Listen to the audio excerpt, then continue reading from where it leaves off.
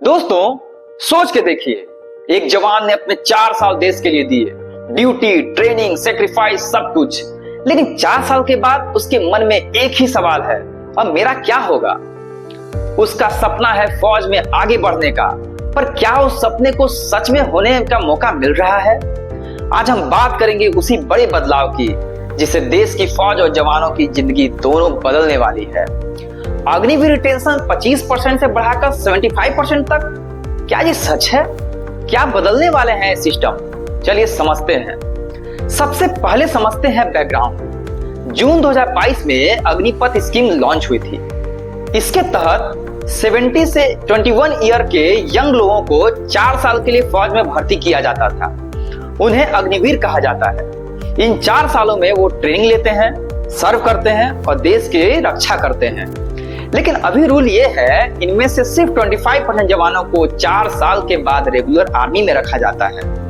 बाकी 75% को वापस सिविल लाइफ में भेज दिया जाता है। अब यही पॉइंट बदलने की बात हो रही है। अब प्लान है कि ज्यादा जवानों को आर्मी में ही रखा जाए, यानी उनका टाइम बढ़ाया जाए। लेटेस्ट न्यूज के हिसाब से आर्मी और डिफेंस सर्विस के अंदर डिस्कशन चल रहा है। बात हो रही है कि रिटेंशन 25% से बढ़ाकर 70 या 75% तक किया जाए। कुछ रिपोर्ट्स कहते हैं कि ये प्रपोजल आर्मी कमांडर्स कॉन्फ्रेंस में भी डिस्कस हो चुका है। Army chief general Upendra Dwivedi ने मार्च 2025 में कहा है कि स्कीम अभी इवॉल्विंग स्टेज में है और फाइनल डिसीजन दिसंबर 2026 के बाद लिया जाएगा। मतलब सीधा सिग्नल ये है, वो टाइम आ रहा है जब 4 साल वाली शॉर्ट सर्विस सिस्टम में बड़ा बदलाव हो सकता है। अब सवाल ये है, ये बदलाव जरूरी क्यों है? सबसे बड़ा रीजन है एक्सपीरियंस और स्टेबिलिटी। आर्मी के एक्सपर्ट्स कहते हैं हर जवान को ट्रेन करने में पैसा लगता है, टाइम लगता है और मेहनत भी लगती है। अगर वो 4 साल में निकल जाएं, तो फौज का एक्सपीरियंस भी चला जाता है और ट्रेनिंग का खर्चा भी वेस्ट हो जाता है। एक एक्सपर्ट ने यह भी कहा है कि जब ट्रेन जवान 4 साल के बाद निकल जाते हैं, तो ट्रेनिंग कॉस्ट और मैन पावर लॉस भी दोनों बढ़ जाते हैं। दूसरा सबसे बड़ा रीजन है, मॉडर्न वॉरफेयर में एक्सपीरियंस सोल्जर की जरूरत होती है। हर चीज हाईटेक हो चुका है और हर सोल्जर को सिस्टम समझने में टाइम तो लगता है। तो अगर 4 साल के बाद वो सोल्जर चला जाएगा, तो नेक्स्ट बैच को फिर से जीरो से स्टार्ट करना पड़ता है।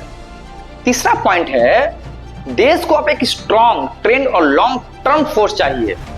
शॉर्ट सर्विसेज ये यूथ में तो मिलेंगे, पर एक्सपीरियंस नहीं मिल पाता है।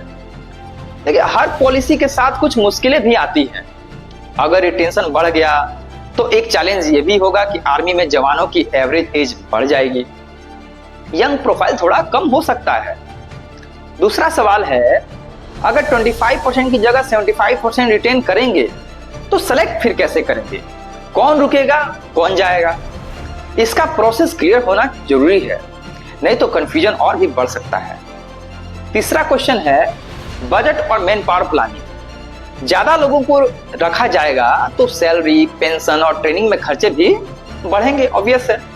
लेकिन अगर प्लान सही तरीके से इंप्लीमेंट हुआ, तो ये एक गेम चेंजर स्टेप हो सकता है। अब बात करते हैं इम्पैक्ट की। अगर 75% रिटेंशन होता है, तो फौज को ज्यादा एक्सपीरियंस जवान मिलेंगे, ट्रेनिंग का रिटर्न बढ़ेगा और वॉरफेयर रेडीनेस भी और स्ट्रांग होगी।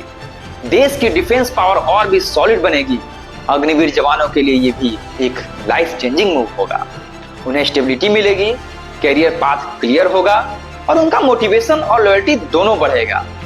हाँ, कुछ लोग कह रहे हैं कि इससे बजट प्रेशर बढ़ेगा, पर दोस्तों, देश की सुरक्षा पैसों से ऊपर होती है। एक ट्रेंड और लॉयर और एक्सपीरियंस जवान वो देश का सबसे बड़ा एसेट है। अगर आप एक अग्निवीर एस्पिरेंट हो या आपका कोई फैमिली मेंबर फौज में जाना चाहता है, तो ये एक चेंज आपके लिए बहुत इंपॉर्टेंट है। अभी रूल है 25% लोग फौज में रुकते हैं, लेकिन अगर नया सिस्टम आता है, तो 70 से 75% तक लोगों को चांस मिल सकता है। यानी 4 साल के बाद भी आपके पास देश को सेवा करने का मौका ज्यादा होगा। इसलिए अब प्लानिंग करते वक्त ये जरूर सोचिए, आपको सिर्फ 4 साल नहीं, बल्कि एक लॉन्ग टर्म सोल्जर बनने का मौका भी मिल सकता है। दोस्तों, अग्निपथ स्कीम देश के लिए, यूथ के लिए एक गोल्डन चांस है, लेकिन हर जवान डिजर्व करता है एक क्लियर और स्टेबल फ्यूचर। अगर रिटेंशन 25% से बढ़कर 75% हो गया तो सिर्फ एक नंबर नहीं बदलेगा, बल्कि हर जवान का सपना और देश की ताकत दोनों बदल जाएंगे। हमारे जवान दिन रात देश के लिए खड़े रहते हैं, वो अपनी जान तक रिस्क में डालते हैं, सिर्फ एक उम्मीद के साथ कि देश भी उनके साथ हमेशा खड़ा रहेगा। बस वही उम्मीद हम सबको आज जिंदा रखी हुई है। हमारी फौज स्ट्रांग तब बनेगी जब हमारा सिस्टम उनके साथ कंधे से कंधे मिलाकर खड़ा रहेगा और उनको समझेगा। अगर आपको ये वीडियो पसंद आया हो तो लाइक करिए, शेयर करिए और कमेंट में बताइए इस विषय में आप क्या सोच रहे हैं। क्या 25% रिटेंशन ठीक है या 75% होना चाहिए? आपका व्यू जरूर लिखिए, क्योंकि आपका एक कमेंट भी एक आवाज बन सकता है हमारे जवानों के लिए। वीडियो देखने के लिए आपका धन्यवाद। अपना और अपनों का ख्याल रखिए। जय हिंद, जय भारत।